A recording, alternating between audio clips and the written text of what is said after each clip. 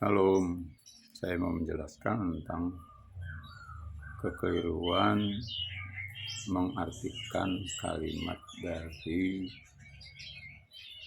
percaya dan menerima cengkram Roh Kudus yang terambil dari Efesus 1 ayat 13. Saya bacakan, di dalam Dia kamu juga, karena kamu telah mendengar firman kebenaran, yaitu Injil keselamatanmu.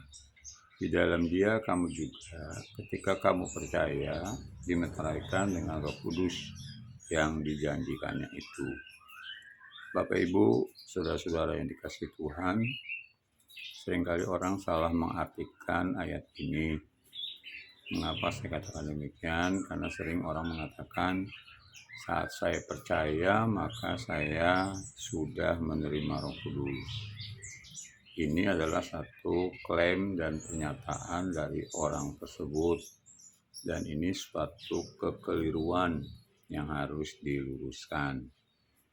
Jadi Bapak Ibu yang dikasihi Tuhan, kita boleh aja mengklaim saat kita percaya kita menerima Roh Kudus, dan Roh Kudus sudah ada di dalam kita. Tapi benarkah demikian kata firman Allah?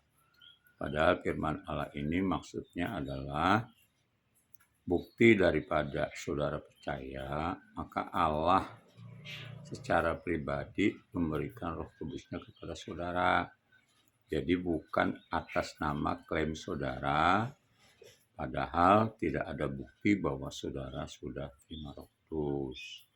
Karena bukti orang itu terima Roh Kudus, dia itu akan berkata-kata dengan bahasa-bahasa yang baru atau bahasa roh, seperti yang tertulis dalam kitab Markus. Nah, kita akan bacakan.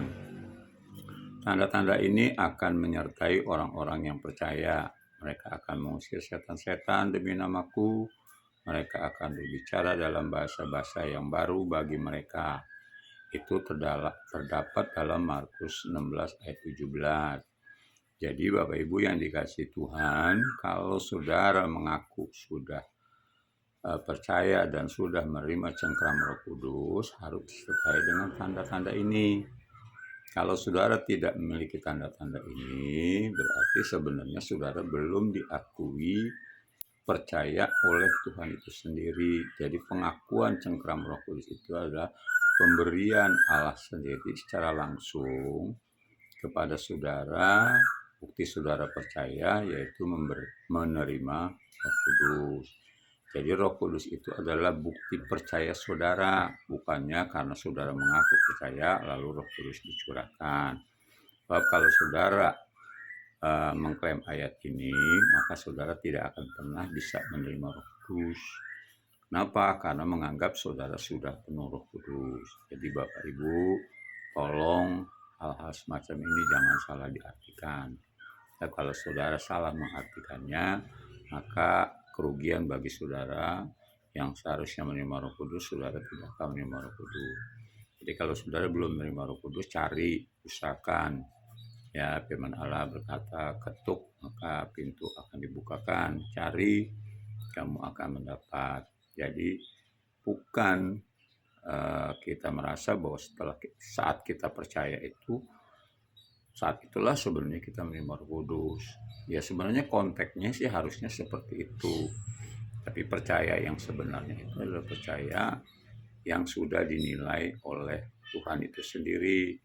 Cara Tuhan menilai bahwa saudara percaya yaitu memberikan Roh Kudus. Jadi ayat ini jangan salah mengartikan atau dibalik. Mengartikan hanya sebagai klaim sepihak dari saudara. Jadi berharaplah untuk saudara yang belum menerima Roh Kudus, yang selama ini hanya mengklaim saja, cari Roh Kudus dan buktikan bahwa janji itu benar, bahwa saudara dimeteraikan saat saudara benar-benar sudah sungguh-sungguh percaya, dan itu Allah sudah membuktikan dengan memberikan Roh Kudusnya, dan tandanya saudara berkata-kata dengan bahasa roh. Mulai hari ini perbaiki iman dan sikap kita supaya kita tidak salah mengartikan Alkitab. Kiranya Tuhan berkati kita semua. Amin.